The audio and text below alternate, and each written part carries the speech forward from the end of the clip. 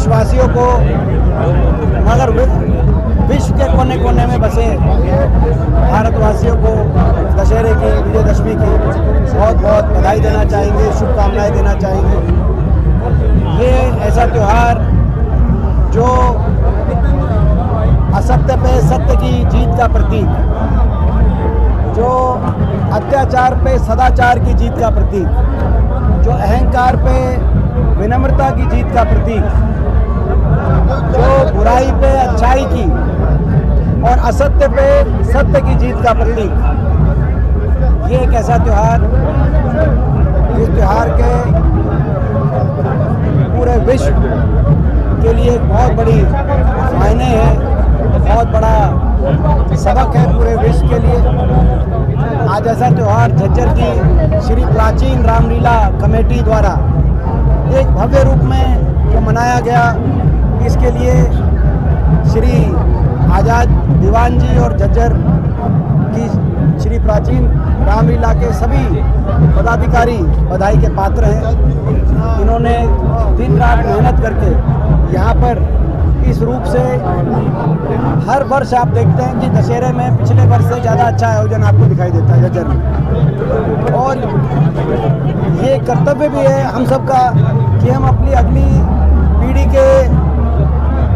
अगली पीढ़ी को हमारे धर्म और सभ्यता संस्कृति के संस्कार सौंप के जाएं, ताकि उनकी मजबूत नींव जीवन में उनको मिले। और उस कर्तव्य का निर्वहन अगर कोई बहुत ही उत्तम रूप से कर रहा है तो वो श्री प्राचीन रामलीला कमेटी झज्जर के सभी सदस्यगण अपने अध्यक्ष के नेतृत्व में कर रहे हैं। हम इनको बहुत बहुत अपने ओर से शुभकामनाएं, बधाई देते हैं। आज अच्छा आयोजन किया गया और हमने ये भी आज बात रखी है कि एक झज्जर में बड़ा एक आयोजन के लिए जगह की कमी पड़ती है।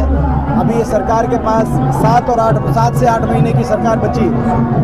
ये 7-8 महीने जो बचे हैं, इन 7-8 महीने में सरकार को ये धर्म का काम रहेगा कि एक अच्छा ग्राउंड किस रूप से जहाँ पे शहर निकल सके, उसका कोई ना कोई प्रावधान में सरकार आगे आए।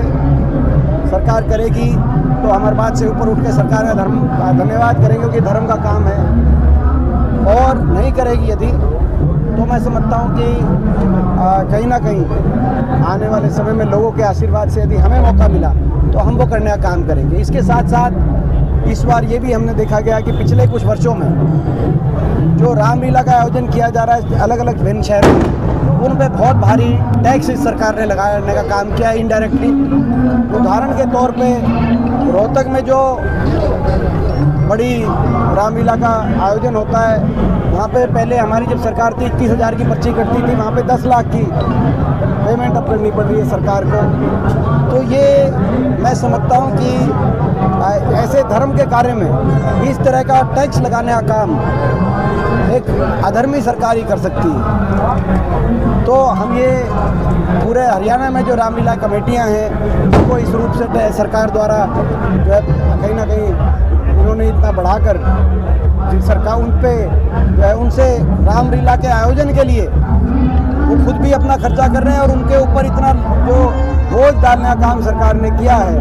हम ये आह्वान करते हैं कि अगली रामलीला तब तक हरियाणा के अंदर नई सरकार होगी, लोगों के आशीर्वाद से हमें विश्वास है कांग्रेस पार्टी की सरकार होगी, हमारी सरकार होगी।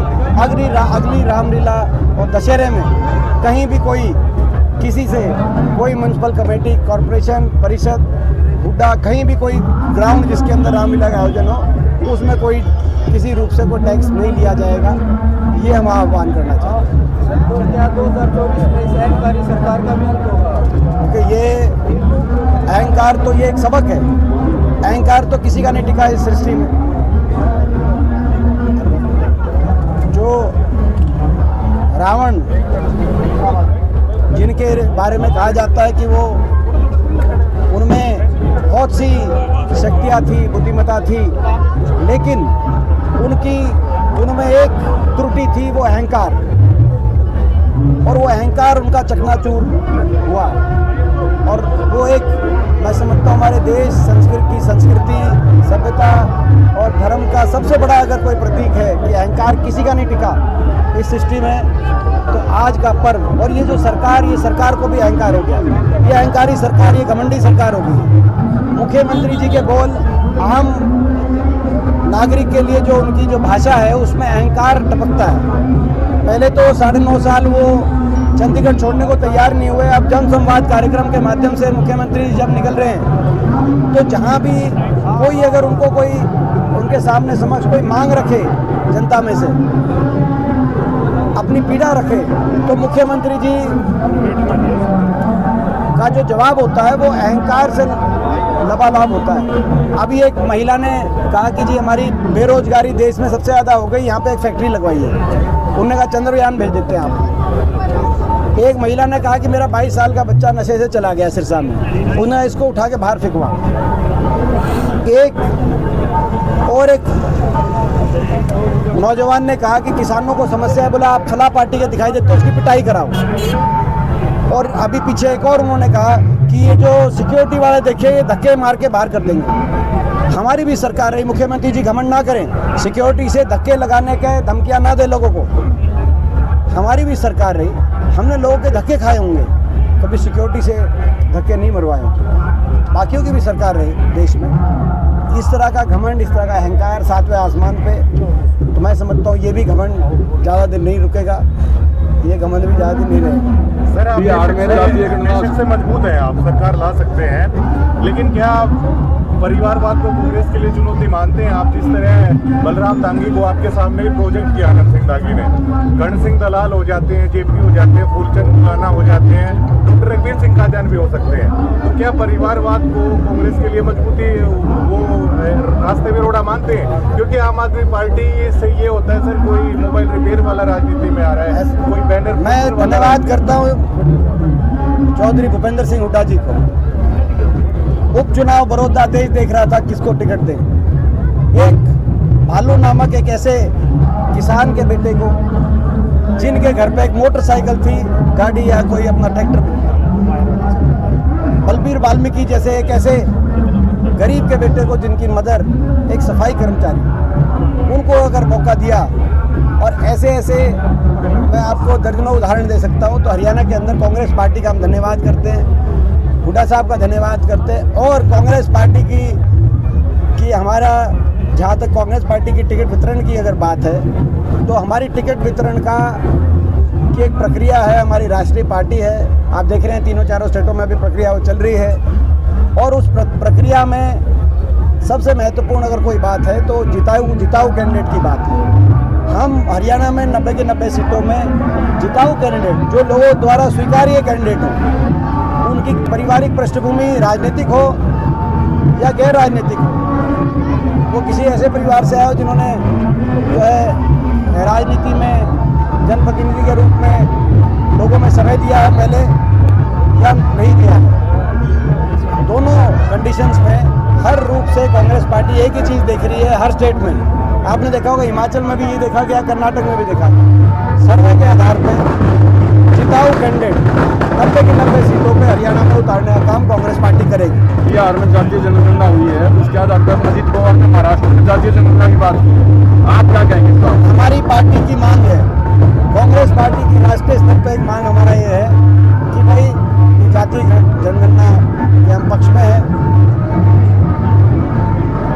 देश में किसकी कितनी संख्या है ये देश के सामने आए, और सभी को, हर वर्ग को उनका अधिकार मिले, तो हर वर्ग को अधिकार मिले। ये इसीलिए जो है राष्ट्रीय स्तर पे कांग्रेस वर्किंग कमेटी ने जहाँ जो है कास्ट सेंसस की मांग को स्वीकारते हुए सरकार से मांग करी कि उसको राष्ट्रीय स्तर पर भी कराया जाए, और हर प्रदेश में जहाँ कांग्रेस की सरकारें हैं वहाँ पर इसको हमको करवाने का काम करेंगे, और उसी आधार पर हर वर्ग को उनके अधिकार मिले ये सुनिश्चित करने के हम प्रयास करेंगे। एक और बात जो आज आपने देखा होगा कि अभी ये 4 साल तो कोई भर्ती निकालते नहीं, और भर्ती जब निकालते हैं तो उसमें हरियाणा के नौजवानों से ज़्यादा बाहर के नौजवानों को लिया जाता है। एसडीओ की एक पोस्ट आई, आपको याद होगा, 80 में से 78 बाहर के, 2 ही हरियाणा के। एसडीओ इलेक्ट्रिकल में से 99 में से 22 हरियाणा के, 77 बाहर के। असिस्टेंट प्रोफेसर टेक्नीशियन ये जो आई पोस्ट, इसमें 156 में से 103 बाहर के, केवल 53 हरियाणा के। या बड़े बड़े भर्ती घोटाले होते हैं, एक के बाद एक घोटाले ऐसे सामने आए, लगभग 30 के लगभग भर्ती घोटाले, जिसमें पेपर लीक घोटाले ज़्यादा है, और बाकी HPSC SSC के में लोगों को ने पैसे देके पेपर आउट कराए, पैसे देके अपनी रिक्रूटमेंट कराई है। उस सब के बाद ये 4 साल तक वो करते नहीं, उसके बाद ये ग्रुप डी की लेके आते हैं। लेकिन ग्रुप डी में भी अभी जो सीटी हुई, सीटी का इम्तिहान हुआ, 13,000 पोस्ट के लिए 14 लाख बच्चों ने अप्लाई किया हरियाणा में। इतनी रेशो ना बिहार में है ना उत्तर प्रदेश में है। ये तो UPSC के इम्तिहान में होती है, ये ग्रुप डी के इम्तिहान की बात कर रहे हैं। 13,000 पोस्ट पे 14 लाख बच्चों ने हरियाणा में अप्लाई किया है, यानी कि 100 में से 99 बच्चे उससे वंचित रह जाएंगे। कितनी बड़ी भावे बेरोजगारी की समस्या, उसका प्रतीक ये सीटी इम्तिहान जो किया गया हरियाणा के अंदर, ये प्रतीक इस बात का दिखाई दे रहा है। मगर ये सरकार फिर भी सबक नहीं ले रही और भर्ती घोटालों से बाज नहीं आ रही।